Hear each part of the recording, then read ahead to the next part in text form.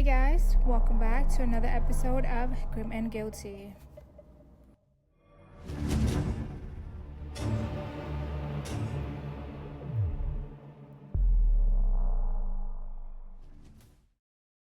Alright, so today we're getting into one of the wildest, most unbelievable cases I've ever looked into. You know how some people just don't look like what you'd expect a killer to look like? Yeah, Ed Kemper is pretty much that. He's like super polite, overly smart, giant guy. And meanwhile, he's doing things so dark it almost feels made up. So let me walk you through this one. Picture California in the early 70s. People are hitchhiking everywhere. It's just normal. The Zodiac Killer is still on the news and everyone's kind of on edge, but they're still trusting strangers. And here comes Ed Kemper, 6'9", 250 pounds, talks like a soft spoken librarian, IQ off the charts. If you run into him, you probably think he's harmless or even kind of friendly. What nobody knew was that he had already killed his grandparents as a teen. And doctors decided he's fine now and let him out. Yeah, that happened. All right, so let me back up and tell you where it all started because Ed Kemper didn't just appear out of nowhere. His childhood was rough, and honestly, it explains a lot about the person he became. So Edmund Emil Kemper III was born December 18, 1948, down in Burbank, California. Pretty normal beginning, and then it just goes downhill fast. His parents split up when he was young, so he ends up living with his mom, and she was not the nurturing type. She drank a lot, she was physically and emotionally abusive, and she had this habit of locking him in the basement at night. I know, crazy. And she constantly made fun of him. So you can imagine how that relationship went. He grew up to absolutely hate her. I mean, imagine your mom being your first bully. Anyway, the way that he coped was pretty wild. He tortured animals, broke apart his sister's dog, cutting off the heads and limbs. He even played these creepy games, like pretending he was being executed in a gas chamber. So, yeah, warning signs were already loud. But here's the twist. He was smart, like genuinely high IQ smart. So you've got this kid who's emotionally shattered, hates his mother, deals with everything in violent ways, and also happens to be near genius level. That's a dangerous mix. When he was 14, he finally had enough and ran away to find his dad. He made it all the way to Van Nuys and actually found him. But his dad had already remarried and had a new family, and basically told Ed he couldn't stay. So he ships him off to live with his grandparents in North Fork. And that wasn't any better, honestly. His grandmother was just as harsh and controlling. And all the resentment that he had toward his mom kind of just transferred straight to her. So at 15, he shoots and kills his grandparents, tells people he did it because he wanted to know what it felt like. That alone tells you everything. The courts obviously realized that something was very wrong, so they sent him off to Atascadero State Hospital, which is basically a facility for the criminally insane. And doctors diagnosed him with schizophrenia at first, then later changed it to a personality disorder. And because he was so smart, he knew how to behave and he became a model patient. And after 5 years, the hospital said that he had rehabilitated. Literally used that word. And he was released at age 21. They wiped his record clean. No one could legally see what he had done. And they literally released him back home to the mother that he absolutely hated. So once he's free, he starts picking up young women hitchhiking near college campuses. And here's the scary part. He kind of practiced being normal. He practiced looking harmless, picked up tons of girls, and let them go just to build trust. Eventually, he starts killing them, one after another, 6 victims in all. In May of 1972, he picked up 2 Fresno State students, Mary Ann Pache and Anita Lucchesha, who were hitchhiking to Stanford University. Kemper drove them to a secluded area where he attacked and killed both women. He then hid their bodies in the trunk, brought them back to his apartment, and committed further acts before disposing of them in a different area. This marked the beginning of his killings that would make him known as the Coed Killer. In September of 1972, Ed Kemper spotted 15-year-old Eiko Ku hitchhiking after she missed her bus. After he offered her a ride, Kemper pulled a gun at her, drove to a remote area, and killed her there. He then placed her body in the trunk and also took it home. He had sexual intercourse with her corpse, dismembered her, and disposed of her. In January 1973, Kemper picked up Cindy Shaw while she was hitchhiking in Santa Cruz. He drove her to a secluded pull-off and shot her. Then he placed her body in a trunk and returned to his mother's house. Overnight, he carried out his usual post-mortem rituals and later disposed of her remains off the coast of and in nearby ravines. In February of 1973, Kemper spotted Rosalind Thorpe and Allison Liu hitchhiking on the Santa Cruz campus and offered them a ride. Once they were inside the car, he drove past campus security and into a remote area where he shot both women before they could react.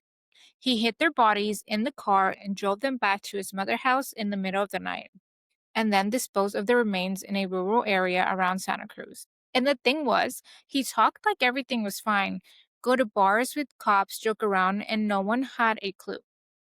And lastly, in April of 1973, Kemper turned his violence towards the person he'd hated his entire life, his mother.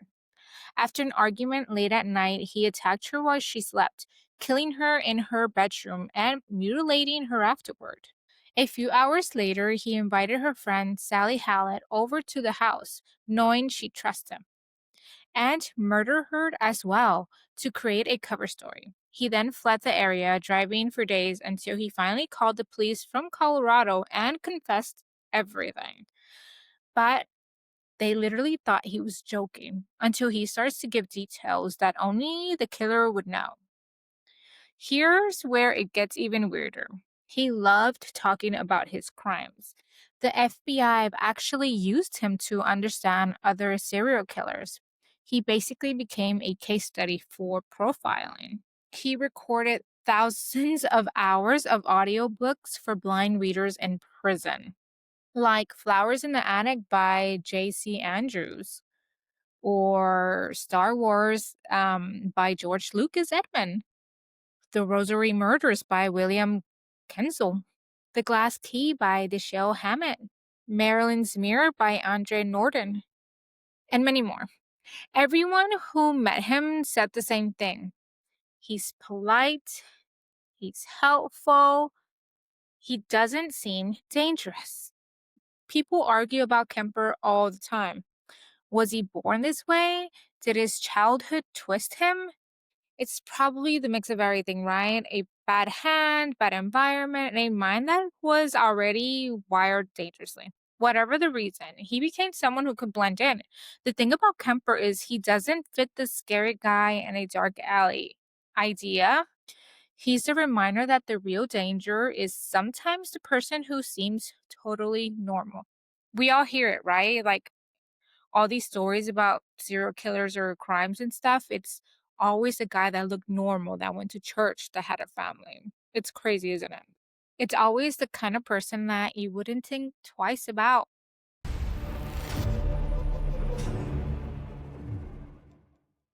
All right, so today we're heading out to the San Francisco Bay to one of the most famous prisons on the planet, if you haven't guessed already.